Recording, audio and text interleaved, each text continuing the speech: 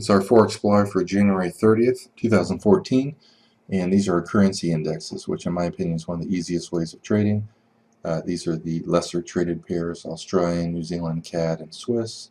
And of course we have the popular pairs like the dollar, yen, pound, and euro. And basically, in a nutshell, you want to find currencies that are strong, such as the dollar, and buy them versus currencies that are weak, such as the euro. Bringing up a euro dollar chart, you're looking for sells. And there's a ton of different ways of finding trades, but once it breaks down here, you got a nice little sell here on this little pullback with your stop above here. Typically you're going to draw your fibs off of this, and your fib targets are going to be down there more than likely, so you would have got out of this trade with maybe 20 pips. Nice little pullback here, nice win, and this isn't much of a pullback considering how far down it is, so typically you want to give it either time or distance from the low to buy it, to sell it in this case. So if it had pulled up maybe a decent amount, 15 to 25 pips, it'd be a decent sell. It didn't do that here, so you can't sell it. It's too risky. Your likely profit's too small compared to your risk. And once it has many opportunities to go lower, and it doesn't, and has many opportunities to go higher and it doesn't, you really got to take this trade right here with a super tight stop, and you can see you made considerably more than what your risk is. And a lot of people who don't want to have to learn how to trade are just going to want to use our Forex signals. So I'm working very hard to release that this week, I hope. Let's zoom this out here so you can see the entire day. And it's going to be called FX Trade Signals in my test script, which I also trade automated. I click regular signals, it gets rid of all the names in there. Click show stops, and we'll show you our intelligent trailing stop code, which has about 16 different rules that knows when to have a wide stop, tight stop. And one of the new features in here, as you can see, is a little window that lets you know what's going on, ordering data. This uses a ton of data. It can take 20 seconds to 3 minutes or even longer. Now it's calculating the swings, and now it's going back through the bars to determine whether there should be a buy or sell on that bar. Then, because I have show stops triggered, it's also going to put the trailing stop on there and let me know when to get out of the trade.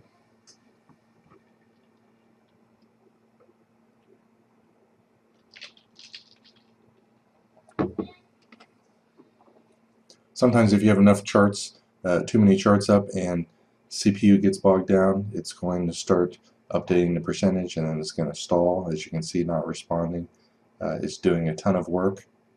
It doesn't always happen, but most of the time this percentage status window is going to tell you what the percentage done is. But at least you know that it ordered all the data came in, and it's starting to update.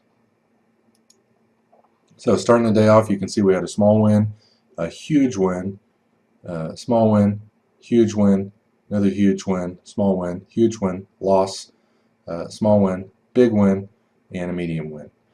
And this is just, in my opinion, the best way of trading for most people, because this is almost 15,000 lines of computer code, and it has about 150 different patterns. It actually has more than that, but Fibonacci profit targets, Fibonacci pullbacks, 28 different levels of support resistance, including all the daily, weekly, monthly pivots, previous days, weeks, and months high and low, the daily and weekly value areas, which is the prices most traded in the upper and lower value area, as well as intraday support resistance based on where the price spent a lot of time.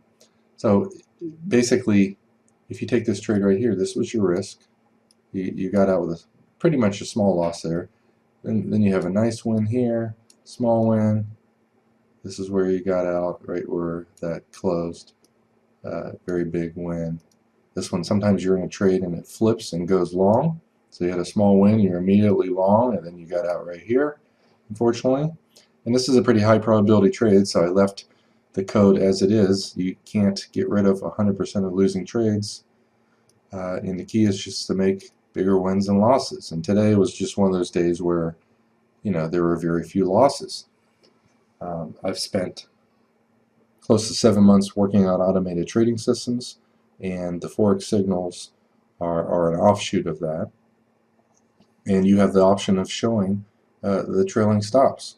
There are times, as you can see on this chart, where I have super tight trailing stops, then I widen it, and in this case it stayed widened, but you will at times find a trend that has tight stops, widens, then tightens again. This is very sophisticated trailing stop technology. In fact, you can see it right here. Very tight stop, it widens. Notice the high minus the low is pretty wide, and then because of this little pullback right here, the momentum's slowing, I tighten the stop again. Most people are not going to learn how to maximize and try to get every single sliver of every pip out of the market, but that's my goal, because some days are not as easy as this, and you have to have huge winning days in order to make up on the losses of other days. So I've spent a ton of time thinking about exit technologies over the last 14 years that I've traded professionally, and it all goes into the trading systems. Up until about 2 or 3 years ago, we did classes every single day. I did classes for close to 6 years trying to teach people how to trade, and it was just a total waste of my time. Not only did it keep me from trading as much as I should, it also kept me from working on automated trading systems, and in this case signals that a complete new trader can trade. Now if you combine this, you can see the pound dollar's falling here. If you combine our currency indexes, you can see the pound was going up. It had a little double top right here at 140. It broke its hourly moving average at 230, and you can see the dollar was strong all day. You knew just by looking at your currency indexes to be selling the pound dollar.